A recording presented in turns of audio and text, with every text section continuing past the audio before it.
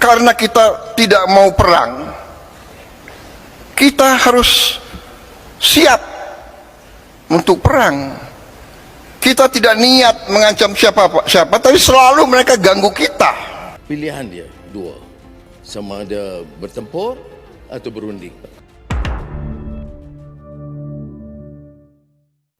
Guys, geopolitik antara Indonesia dan juga Malaysia makin memanas setelah PM Malaysia Anwar Ibrahim mengeluarkan komentar perang atau ancaman perang kepada Indonesia. Hal ini pun langsung direspon oleh Presiden Prabowo Subianto dengan menugaskan para jenderal-jenderal TNI menyiapkan pasukan. Dalam salah satu pidatonya, bahkan ini Pak Prabowo, teman-teman, telah memberikan sinyal kuat bahwa Indonesia akan segera berperang. Ya, teman-teman, dalam salah satu pernyataannya Pak Prabowo mengatakan kita cinta damai, karena itu kita harus siap berperang. Nah, kemarin sih kalau saya mendengar kata-kata Pak Prabowo ini cuman ya wanti-wanti untuk kita bersiap siaga. Ternyata teman-teman, beberapa hari setelah Pak Prabowo mengatakan hal itu, mewanti-wanti kepada para pasukan TNI Polri untuk selalu siap berperang, komentar dari PM Anwar Ibrahim ini keluar. Di mana saat rapat bersama DPR-nya, DPR Malaysia, Anwar Ibrahim ini didesak untuk berperang, untuk mengambil wilayah Malaysia yang disebutnya, diklaimnya, teman-teman, masuk ke wilayah Indonesia. Nah, ini gimana ini? Nah, ini kan jadi panas, teman-teman. Saat PM Anwar Ibrahim mengatakan kami tidak takut untuk berperang, saya tidak takut dengan Indonesia. Nah, ini kan yang jadi masalah. Netizen Indonesia dan juga Malaysia langsung ramai dibuatnya. Saling serang antara para netizen lebih dulu. Ini perang di jagat maya lebih dulu terjadi. Antara netizen Indonesia dan juga netizen Malaysia itu langsung berdebat soal wilayah-wilayah yang sengketa. Salah satunya ya Blok Ambalat dan juga 3 desa di Kalimantan yang masuk atau ya diklaim masuk ke Malaysia. Oke teman-teman, hari ini kita bakal dengarkan respon dari Presiden Prabowo Subianto dan juga apa benar ini ya Dewan DPR Malaysia sudah sepakat dan PM-nya juga sudah sepakat untuk berperang dengan Indonesia, dan apakah kita sanggup dan apakah kita siap untuk berperang kalau misalnya ya kemungkinan terburuknya meletus perang antara Malaysia dan juga Indonesia. Kita bakal simak di video hari ini. Pilihan dia dua, sama ada bertempur atau berunding. Dan kita ada argumen yang kuat. Macam saya kata minyak dalam peta ni. Memang betul. Walaupun minyak ini di dasar laut, dia masuk di kawasan Indonesia. Minyak dan gas dia bukan sebenarnya kawasan Malaysia. Kita kata dari segi kajian 1979 itu minyak banyak sebelah kita tapi tak sebelah dia. Jadi kalau kita korek, itu kena dapat persetujuan dia sebab minyak tu dia tak tunggu. Dia tak ada sempadan di bawah dasar laut. Dia pertikai. Jadi pilihan kita sebagai negara sahabat, runding lah. Itu dia kedudukan. Kita pertahankan kedudukan kita. Baik, kita tak compromise yang beluran. On record, we have not agreed. Belum ada apa-apa persetujuan dalam soal Laut Sulawesi ini. Itu sebabnya maka pada ketika rundingan bila masuk tajuk ini, barulah dibawa. Sabar, baik. Malaysia sekarang pilih untuk berunding. Baik, saya jemput. Karena kita tidak mau perang, kita harus siap untuk perang. Kita tidak niat mengancam siapa, tapi selalu mereka ganggu kita. Kenapa saudara-saudara? Karena Indonesia, Nusantara kita, semua pulau-pulau kita adalah kaya dengan sumber daya alam yang luar biasa. Karena inilah negara-negara Eropa ratusan tahun ke kita, negara-negara di utara ke kita, mereka ke kita ratusan tahun. Belanda, Portugis, Spanyol, Perancis, Inggris, Jepang, Mongol, mereka ke sini bukan untuk wisata. Jadi saya mahu tahu apakah intipatinya dan apakah yang dibincangkan oleh Presiden Prabowo, dan mengapa masih ada desas-desus mengatakan kerajaan Sabah tidak dilibatkan. Terima kasih Yang Amat Perdana Menteri. Terima kasih. Silakan Perdana Menteri. Terima kasih Pak Yang Besar. Dari nota yang saya teliti, belum ada persetujuan termasuk oleh mantan-mantan Perdana Menteri sebelum ini. Rundingan ada, perbincangan ada, tapi tidak diutamatkan. Pandangan tentang kerjasama, jangan ada ketegangan, jangan berlaku pertempuran ataupun walaupun kecil di antara tentera laut Indonesia dan tentera laut Malaysia. Itu saya lihat dari segi nota yang sebelumnya dalam pertemuan dua hala Perdana Menteri sebelum ini memang konsisten, dan saya teruskan dengan semangat yang sama. Sebab itu dalam soal N7 dan 6 dan 7 ini dia agak terbengkalai oleh kerana tak boleh masuk. Kalau kita masuk dan rempuh juga, dia jadi macam sempadan Thailand dan Cambodia. Kita kena elak itu, terutama kerana Indonesia itu hubungan itu sangat baik, politik, budayaan, ekonomi, sosial dan juga peribadi dan dalam hubungan kerajaan. Kita kena pelihara, tapi tidak, mereka juga tahu kita sebagai negara berdaulat tidak boleh menyerahkan apa-apa, dan proses rundingan harus diteruskan. Sila sempurna. Pemirsa, bagaimana menyikapi kekhawatiran akan terjadinya Perang Dunia Ketiga yang berdampak pada perang nuklir? Kita akan membahasnya bersama pengamat hubungan internasional Nasir Tamara. Selamat sore Pak Nasir. Selamat sore Aditya, apa kabar? Alhamdulillah kabar baik. Pak Nasir, ini Presiden Prabowo mengingatkan potensi meningkatnya ancaman Perang Dunia Ketiga. Seberapa serius kekhawatiran ini jika dilihat dari dinamika geopolitik global saat ini? Sangat serius, karena Presiden Prabowo itu adalah panglima tertinggi kita sebagai presiden. Dia sudah menyampaikan sebuah informasi yang didapat di dalam kunjungan-kunjungan beliau yang banyak dengan para pemimpin dunia, dari Trump, Putin, Macron, Perdana Menteri Inggris. Jadi sumber yang didapat beliau itu adalah A1, sangat penting.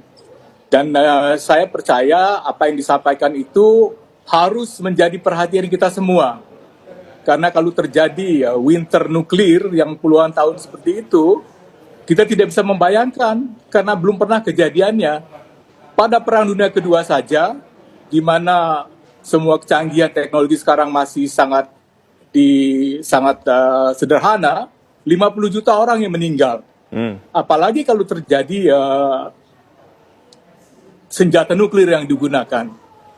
Dan karena itu menurut saya kita harus bersiap juga dengan membuat Indonesia yang kuat secara militer. Sebab kalau kita tidak mempunyai kekuatan militer yang cukup, bukan hanya memadai dan bisa melakukan serangan balik, kita akan mudah diserang dan dicaplok oleh negara lain karena kita sebuah negara yang kaya dan sebuah pasar yang besar sekali. Wah, sudah katakan kedaulatan harga mati. Saya tegaskan bahwa Indonesia siap. Bila untuk berperang, kami siap.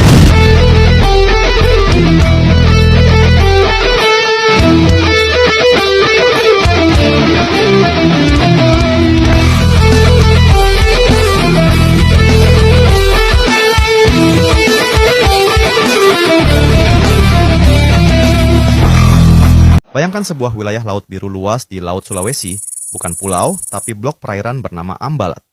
Di bawahnya tersimpan minyak dan gas melimpah, membuatnya jadi rebutan dua negara, Indonesia dan Malaysia. Kisah ini mulai memanas setelah tahun 2002 ketika Mahkamah Internasional memutuskan Pulau Sipadan dan Ligitan jatuh ke Malaysia. Sejak itu, Malaysia merasa Ambalat juga bagian dari wilayahnya.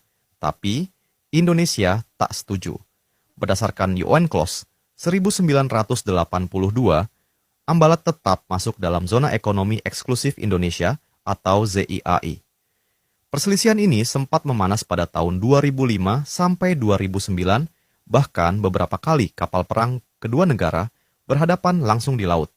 Meski ketegangan mereda, hingga kini status Ambalat masih belum sepenuhnya selesai. Apa reaksi Malaysia ketika Indonesia kirim kapal perang ke Ambalat? Baru saja PM Malaysia Anwar Ibrahim buka suara di parlemen soal Ambalat, Tiba-tiba angin panas langsung berembus dari arah Indonesia. Tanpa banyak basa-basi, 4 kapal perang Indonesia termasuk KRI Hantu Laut langsung muncul di perairan yang selama ini jadi sengketa. Malaysia mungkin pikir ini cuma adu mulut kayak biasanya, tapi Indonesia gak main-main. Kayak macan yang selama ini tidur, sekarang bangkit dengan taring penuh amarah dan strategi penuh perhitungan. Ambalat, nama ini mungkin belum familiar buat semua orang. Tapi buat Indonesia dan Malaysia, ini bukan sekadar titik di laut. Ini kawasan kaya sumber daya di Laut Sulawesi, yang menurut hukum internasional masuk dalam zona ekonomi eksklusif Indonesia. Tapi entah kenapa, Malaysia masih aja mengaku-ngaku. Padahal peta resmi dari PBB udah jelas-jelas menyatakan wilayah ini milik kita. Dan bukti dokumennya lengkap, sah, dan gak terbantahkan. Sejak 2005, Ambalat udah beberapa kali jadi titik panas. Kapal patroli Malaysia pernah masuk tanpa izin, bahkan sempat melakukan pengeboran liar. Tapi biasanya, setelah tensi naik, kedua negara balik ke meja perundingan. Namun kali ini beda. Tanggal 30 Juli 2025, Anwar Ibrahim bikin pernyataan di parlemen bahwa Malaysia siap pertahankan Ambalat. Itu kayak menyiram bensin ke api yang udah lama membara. Dan Indonesia gak tinggal diam. Pernyataan provokatif itu muncul di saat geopolitik regional sedang sensitif. Malaysia mungkin berharap dapat dukungan dari FPDA, aliansi pertahanan mereka dengan Inggris, Australia, Singapura, dan Selandia Baru. Tapi kenyataannya, sekutunya memilih diam. Inggris sibuk di Papua Nugini, Australia dan Selandia Baru cenderung pasif, bahkan Singapura yang satu kawasan lebih memilih netral. Malaysia pun ibadat teriak sendirian di tengah padang sepi. Sementara itu, Indonesia di bawah kepemimpinan Presiden Prabowo sudah sangat berbeda. Sistem pertahanan kita gak lagi seperti dulu. Udara, laut, dan darat sudah dijaga dengan sistem terpadu. Teknologi modern seperti satelit, radar, dan drone kini jadi mata-mata canggih yang selalu siaga. Sekali ada ancaman, langsung terdeteksi. Dan kali ini Indonesia gak pakai debet panjang. Langsung kirim armada dan pasukan dengan strategi militer yang matang. 4 KRI termasuk KRI Hantu Laut, KRI Brawijaya, dan kapal pengintai canggih langsung bersiaga di Ambalat. Ini bukan pamer kekuatan kosong. Ini operasi taktis yang dirancang dengan presisi tinggi, sistem sonar dan radar aktif 24 jam penuh. Laut kita dipantau setiap detiknya. Bahkan jika ada drone bawah laut asing mencoba masuk, semuanya langsung terdeteksi. Indonesia menunjukkan pada dunia, kita bisa tegas tanpa harus teriak. Jet pentur F-19 dan drone elang hitam juga mulai patroli udara. Satelit 8A4 mengirim gambar real-time dari pergerakan kapal asing. Sistem komando kita seperti main catur militer. Setiap langkah musuh dihitung, setiap celah dikunci. Bahkan blokade di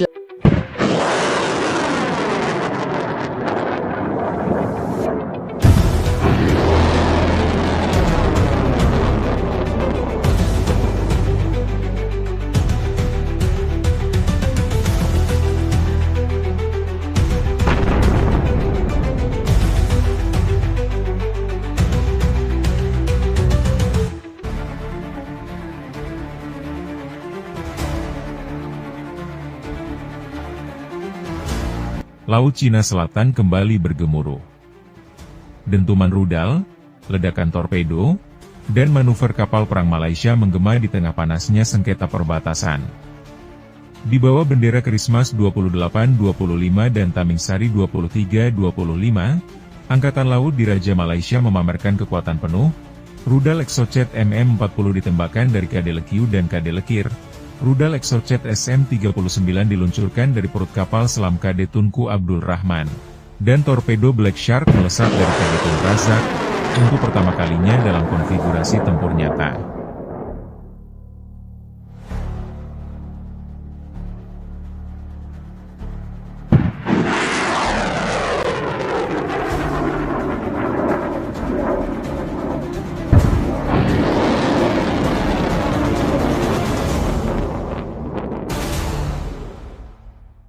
Resminya, latihan ini bertujuan meningkatkan kesiapsiagaan di Laut Cina Selatan. Tapi dari sudut pandang geopolitik, sinyal yang dikirimkan Malaysia jauh lebih dalam. Mereka ingin menunjukkan kepada... Ya, teman-teman, barusan sudah kita simak ya bagaimana respon antara Presiden Prabowo Subianto dan juga dari Malaysia. Yang jelas ini TNI harus selalu siap seperti apa yang dikatakan oleh Pak Prabowo. Selama 24 jam, para pasukan harus siap, persenjataan harus siap guna, harus siap pakai. Jangan ada lagi ini persenjataan tua era Perang Dunia Kedua yang masih digunakan. kan itu sudah kadaluarsa, sudah lawas teknologinya. Nah, kita harus memodernisasi persenjataan alutsista seperti apa yang diinginkan oleh Presiden Prabowo Subianto. Contohnya saja 3 jet tempur Rafale baru saja kemarin datang lagi ke Indonesia memperkuat TNI Angkatan Udara. Nah, teman-teman gimana menurut kalian? Apakah perlu kita, teman-teman, mengirim pasukan lebih dulu ke Malaysia? Atau ya kita tunggu saja Malaysia menyerang kita? Tulis pendapat kalian di kolom komentar, kita bakal diskusikan. Terima kasih teman-teman, kita bakal lanjut di video selanjutnya. Assalamualaikum warahmatullahi wabarakatuh.